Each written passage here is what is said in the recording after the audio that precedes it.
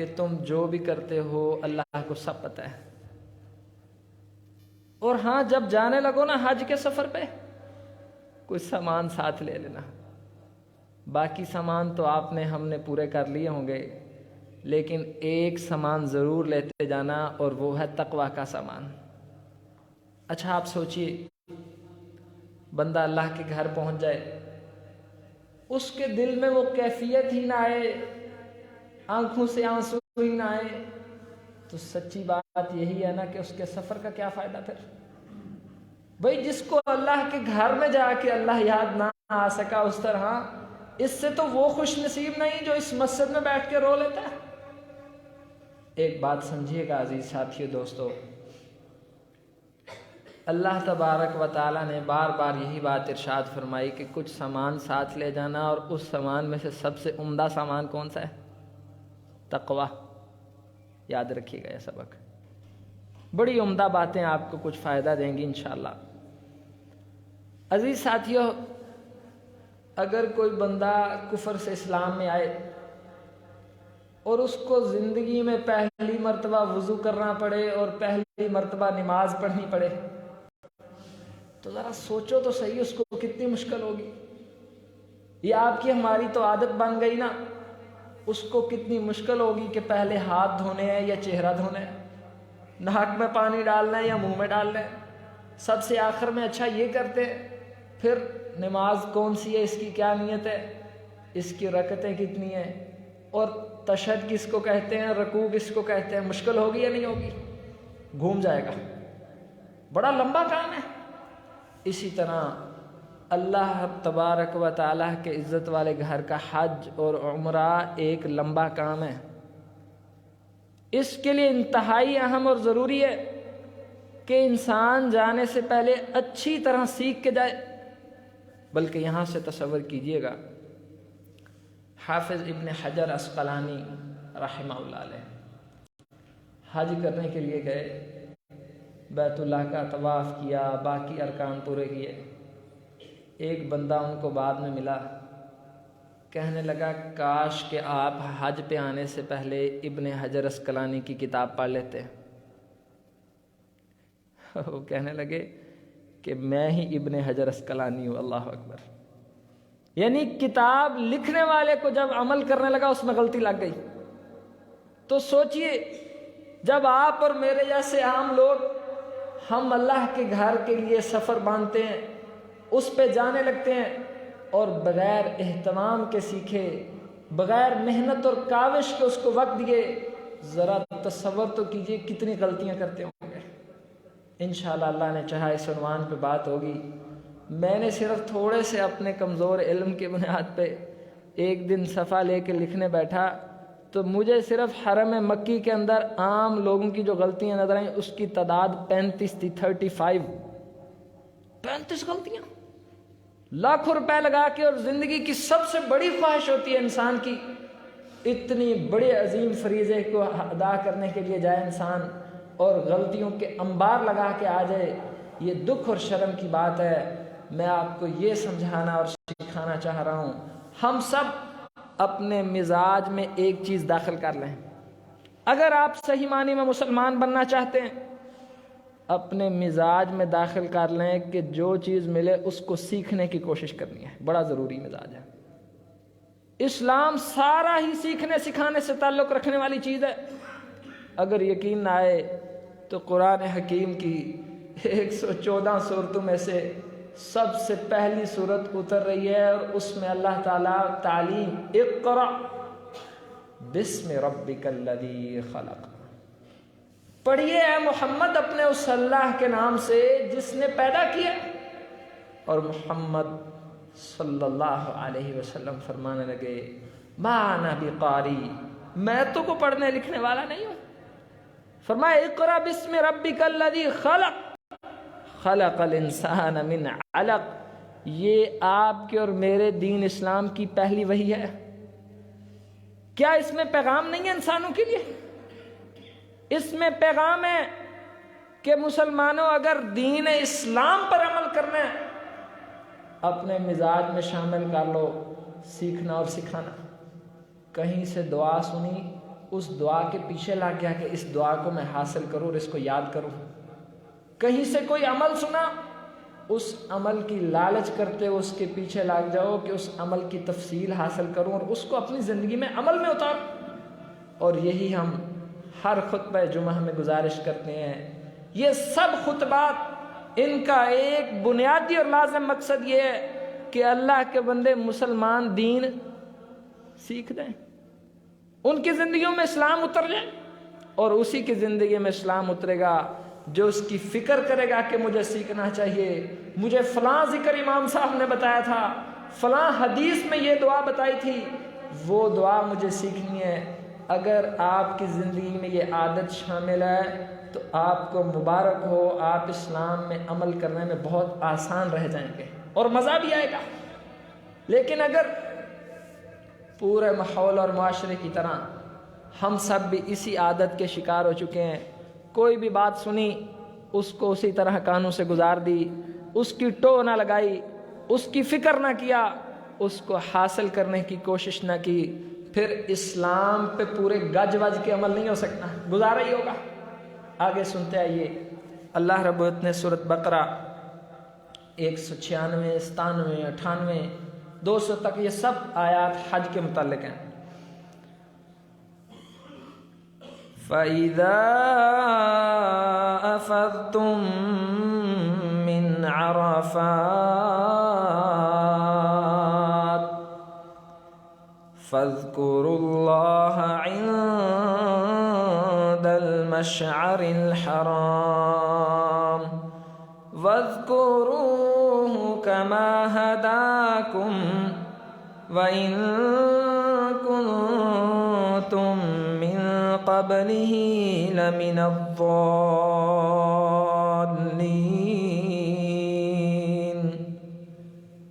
فاذكروه كما هداكم. اور جب تم عرفات کے میدان سے واپس لوٹو نا، پھر اللہ کو یاد کرو عند المشعر الحرام. ایک پہاڑ کے متعلق فرمایا یہاں اللہ کو یاد کرنا ہے. اب یہ سیکھنے والی چیز ہے یا نہیں ہے؟ جو جائے گا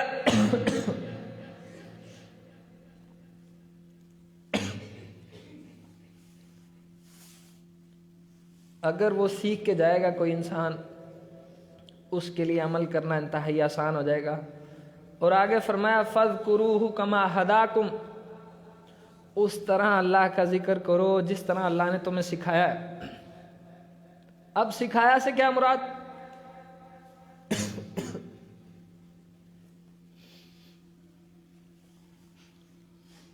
جس موقع کی جو دعا، جو عمل آپ کو اللہ نے بتایا ہے اس طرح کرتے چلے جاؤ. اب ہر موقع کی دعا اللہ نے اتار دی آسمان سے.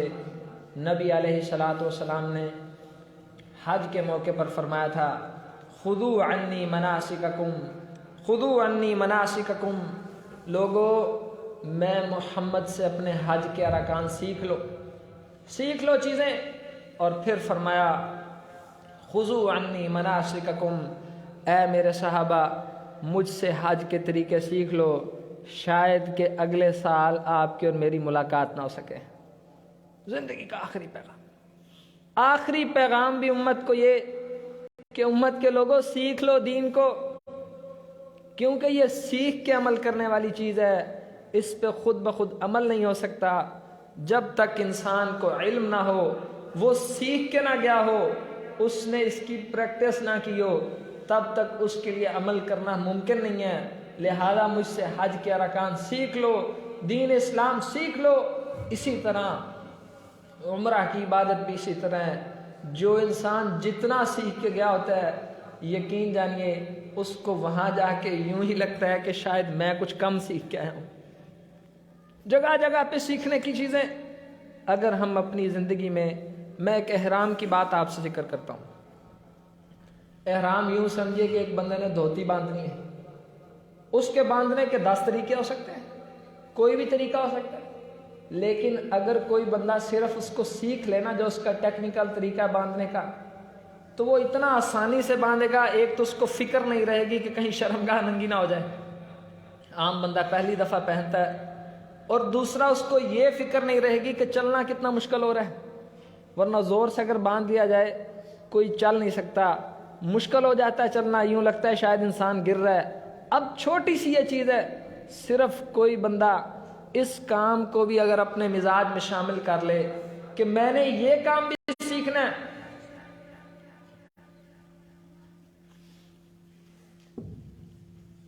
میں نے یہ کام بھی سیکھنا ہے، انشاءاللہ اس کے لیے عبادت آسان ہو جائے گی، اس کو اللہ کا شکر ادا کرنے کا موقع ملے گا کہ میں نے اسلام کو سیکھ کے اس پر عمل کیا ہے۔ اسلام سیکھنے کی، علم حاصل کرنے کی عادت اپنائیے۔ مسجد نبوی کے بارے میں نبی علیہ الصلوۃ والسلام نے فرمایا کوئی بندہ میری مسجد نبوی میں جائے اور وہاں جا کے اللہ کا دین سیکھے، اللہ تعالیٰ ایسے بندے کو اتنا اجر عطا فرمائے گا جتنا جہاد کرنے والے کو اجر دیا جاتا ہے۔ ترغیب ہے یا نہیں ہے کہ سیکھنے کی، کہ لوگوں سیکھو اپنی زندگی میں۔ دین سب سیکھنے سکھانے کا نام ہے، اور صرف مسجد نبوی کے بارے میں نہیں، آپ اور ہم بھی اس اجر کو پا سکتے ہیں۔ نبی علیہ الصلوۃ والسلام نے فرمایا کوئی بندہ اپنے گھر سے نکلے، اس نیت سے مسجد جائے کہ آپ احباب جب بھی جمعہ پڑھنے آتے ہیں یقیناً اسی نیت سے آتے ہیں، اگر اس نیت سے نہیں بھی آتے تو اپنی نیتوں میں یہ حدیث شامل کریں۔ فرمایا اس نیت سے مسجد آئے کہ میں اللہ کا دین سیکھوں گا، اللہ تعالیٰ ایسے بندے کو ایک مکمل حج کا اجر اور ثواب عطا فرماتے ہیں، بس اس کی نیت ہو۔ اور سنیے نبی علیہ الصلوۃ والسلام نے فرمایا لوگو، اگر کوئی بندہ اللہ کے دین کا علم حاصل کرے، یہ خطبہ سننا علم حاصل کرنا ہے یا نہیں ہے؟ علم حاصل کرنا ہے۔ کوئی بندہ اس نیت سے اللہ کے دین کا علم حاصل کرے، چاہے اپنے بچوں کو مدرسے میں ڈال دے، چاہے خود مسجد میں کسی قرآن کی کلاس کو حاصل کرنے کے لیے جائے، چاہے جمعے کا خطبہ سننے کے لیے جائے، چاہے کسی مقرر کی تقریر سننے کے لیے جائے، اس کی نیت یہ ہو کہ وہ اللہ کے دین کا علم حاصل کرے گا، پھر اس علم کے ذریعے سے اسلام کی روشنی کو پھیلائے گا، گمراہیوں کو ختم کرے گا۔ فرمایا جب قیامت کے دن اللہ تعالیٰ ساری انسانیت کو درجات عطا کرے گا، ایسے بندے کے اور انبیاء کے درمیان صرف ایک درجے کا فرق ہوگا انشاءاللہ، کیونکہ یہ فضیلت والا کام کر کے گیا ہے۔ یہ ترغیب ہے بار بار۔ اگر آپ کو یقین نہ آئے تو آپ کو تجربہ کرنے کے بعد بھی یہی رزلٹ نکلے گا کہ یار کاش میں سیکھ کے آیا ہوتا۔ تو بھائی آپ کو رزلٹ ہم بتا رہے ہیں نا، اللہ کے لیے خذوا عنی مناسککم، مجھ سے دین کی چیزیں سیکھ کر جاؤ۔ جب بندہ سیکھ کے دین پر عمل کرتا ہے اس سے لذت بھی پیدا ہوتی ہے اور خشیت الہی بھی اس سے پیدا ہوتی ہے۔ نبی علیہ الصلوۃ والسلام نے فرمایا، اللہ رب العزت نے قرآن حکیم میں ارشاد فرمایا انما یخشی اللہ من عبادہ العلماء، اللہ کے بندوں میں سے اپنے اللہ سے سب سے زیادہ وہ ڈرتے ہیں جس کو علم زیادہ ہے۔ ایک آپ کو حدیث سناؤں، ایک عام بندہ کعبۃ اللہ میں پہنچا ہوا ہے، اس نے کعبہ کا غلاف پکڑا ہے، جو اس کی محبت، اس کی عقیدت، چاہت، اس سے عبادت کر رہا ہے۔ ایک دوسرا بندہ ہے، اس کے ذہن میں ایک حدیث ہے، حدیث میں آپ کو سناتا ہوں۔ صحابی بیان کرتے ہیں نبی علیہ الصلوۃ والسلام اور صحابہ کرام نا حجر اسود سے لے کر کعبۃ اللہ کا گیٹ، دروازہ اور دروازے سے آگے یہ جتنی کارنر ہے نا ساری، اس ساری سائیڈ پہ صحابہ کرام اپنی گال لے کے، اپنی گالیں کعبۃ اللہ کے غلاف کے ساتھ چپٹ کے لپٹ کے اللہ سے دعائیں مانگ رہے تھے، اور نبی علیہ الصلوۃ والسلام صحابہ کرام کے درمیان میں کھڑے تھے۔ اور نبی علیہ الصلوۃ والسلام بھلا کیا فرما رہے تھے؟ فرما رہے تھے لوگوں، یہ اللہ کا گھر کعبہ جگہ ہی ایسی ہے کہ یہاں لپٹنے والے کی آنکھوں سے آنسو نکل آتے ہیں۔ اب سوچئے اس بندے کی کیفیت جس نے یہ حدیث پڑھی ہے، جس نے دین کو سیکھا ہے، جو اسلام کو سمجھ کر یہ عبادت کرنے گیا ہے، اس کی کیفیت اور عام بندے کی کیفیت میں زمین آسمان کا فرق ہوگا۔ بلکہ جہالت کی انتہا، دل خون کے آنسو رونے لگ گیا۔ ملتزم کو پکڑ کے میں کھڑا ایک جگہ، پیچھے سے ایک بندہ ہے، کہنے لگا یا علی مدد، انا للہ و انا الیہ راجعون۔ کیا خیال ہے آپ کا؟ یا علی مدد، انا للہ۔ پھر تو دعائیں مجھے یاد نہیں رہی، میں نے کہا حالت دیکھو امت کی، او بھائی اللہ کے گھر میں کھڑے ہو کے نعرہ کیا لگا رہے ہو؟ جہالت کی انتہا ہے۔ عزیز ساتھیو، آپ سب سے بھی گزارش کروں گا، جب آپ کا کوئی عزیز، کوئی دوست، کوئی رشتہ دار جائے، اللہ کے واسطے اس کو یہ ضروری باتیں بتا کے بھیجیں، اللہ کرے اس کا دل موم ہو جائے، اللہ کرے اس کی زندگی میں انقلاب نظر آئے اس عبادت کا، ورنہ جہالت کی بنیاد پر یہ سب کچھ کیا ہوا بڑا خطرہ ہے کہ اللہ تعالیٰ اس عمل کو دھتکار دے۔ اللہ کو ضرورت ہی نہیں ہے ایسے کسی عمل کی، اللہ کو ضرورت ہے کہ بندے نے میرے نبی کی اطاعت کتنی کی ہے، اللہ کا حکم کتنا مانا ہے، اس کی فرما برداری کتنی شامل ہے، اس کے عمل میں اخلاص کس قدر پسند ہوا ہے۔ یہ سب باتیں ممکن ہے جب آپ اور ہم فیصلہ کر لیں کہ ہم دین سیکھیں گے اور پھر عمل کریں گے۔ اجر نہیں اس کا، اللہ کے ہاں مردود ہے۔ من عمل عملا لیس علیہ امرنا فہو رد، جس بندے نے ایسا عمل کیا اس عمل میں نبی علیہ السلام کی اطاعت نظر نہیں آتی، اللہ کی فرما برداری نظر ہی نہیں آتی، فرمایا اللہ کو ایسے عمل کی کوئی ضرورت نہیں ہے، وہ تو آپ کی اپنی خواہش ہے، آپ نے اپنی مرضی سے چند سجدے کھڑکائے ہیں، اللہ کو اس کی ضرورت نہیں ہے۔ اللہ کو ضرورت ہے کہ آپ اس کی فرما برداری کتنے کرتے ہو، آپ اس کے مصطفیٰ علیہ السلام کی اتباع کس قدر کرتے ہو۔ آپ کے دل میں خشیت پیدا ہی تب ہو سکتی ہے جب آپ اللہ اور اس کے رسول کی بتائی ہوئی بات کو فالو کر رہے ہیں، اس کے بغیر ممکن نہیں ہے۔ یہی فرمایا فَاذْكُرُوهُ كَمَا هَدَاكُمْ، اے میرے بندو اللہ کا اس طرح ذکر کرو جس طرح اس نے تمہیں ہدایت کی ہے۔ اگر اس نے تمہیں ہدایت نہیں کی معاذ اللہ، پھر تو اللہ کا قصور ہوا۔ جب اس نے تمہاری ہدایت کے لیے سارا قرآن اتار دیا، احادیث مصطفیٰ کی شکل میں دین موجود ہے، اب تمہاری ذمہ داری ہے کہ تم اس قرآن اور اس حدیث میں سے نبی کا طریقہ ڈھونڈو، اور مایوس نہ ہو۔ کوئی بندہ یہ مت سمجھے کہ میں تو پڑھا لکھا نہیں ہوں، دین تو پڑھے لکھے لوگوں کا کام ہے، پھر میرا کیا بنے گا، ایسی بات نہیں۔ اللہ نے اپنے نبی کو صلی اللہ علیہ وسلم قرآن حکیم میں مخاطب فرمایا ہے کہ وہ نبی جو پڑھنا لکھنا نہیں جانتے، اور نبی علیہ السلام خود فرمایا کرتے تھے کہ میں وہ نبی ہوں جو پڑھنا لکھنا نہیں جانتے، اور سب سے پہلے اللہ کے رسول کو کس نے پڑھایا؟ حضرت جبرائیل علیہ السلام کے ذریعے میرے رب نے ہی پڑھایا، اور وہ یہی پڑھایا اقرأ بسم ربک الذی خلق۔ یہاں پڑھے لکھوں اور ان پڑھوں کی تو بات ہی ختم ہو گئی۔ مولانا حود صاحب ہیں، شیخ الحدیث ہے، کلیہ دار القرآن کے، کہنے لگے میں نے ایک جگہ خطبہ ارشاد فرمایا، ایک 70 سالہ بزرگ نے نا عہد کیا کہ میں نے قرآن کا ترجمہ پڑھنا ہے۔ اللہ اکبر۔ قرآن پڑھنا شروع کیا، قرآن مکمل ہو گیا۔ ایک دن میں نے دیکھا کہ بغل میں نا اردو کا قاعدہ دبوچے ہوئے بزرگ۔ میں پوچھا بابا جی خیر سے؟ کہنے لگے قرآن سارا پڑھنا مکمل ہو گیا ہے، اب میں نے اردو پڑھنا شروع کیا، اب میں نے اس قرآن کا ترجمہ بھی پڑھنا ہے انشاءاللہ۔ فَاذْكُرُوهُ كَمَا هَدَاكُمْ، اللہ کے بندو ایسے اللہ کا ذکر کرو جیسے اس نے تمہیں سکھایا ہے، اور اس نے سکھانے میں کوئی کمی نہیں چھوڑی۔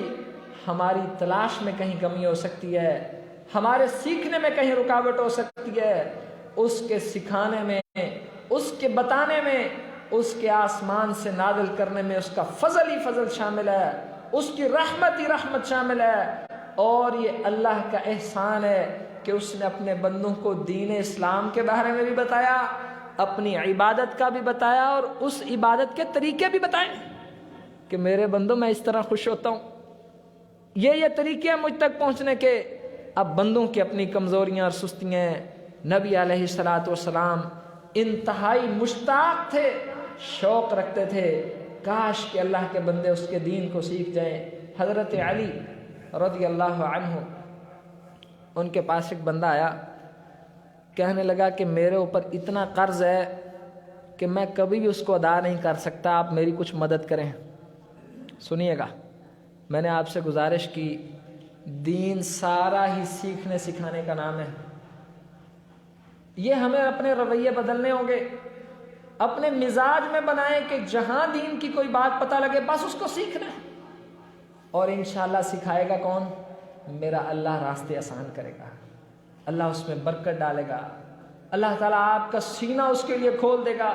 او بھائی، آپ اور ہم عام لوگ ہیں، عام لوگ، ہم نے اللہ سے دعائیں نہیں مانگی، نبیوں نے، موسیٰ علیہ السلام نے اللہ سے دعا مانگی ہے، رب اشرح لی صدری ویسر لی امری واحلل عقدۃ من لسانی یفقہوا قولی۔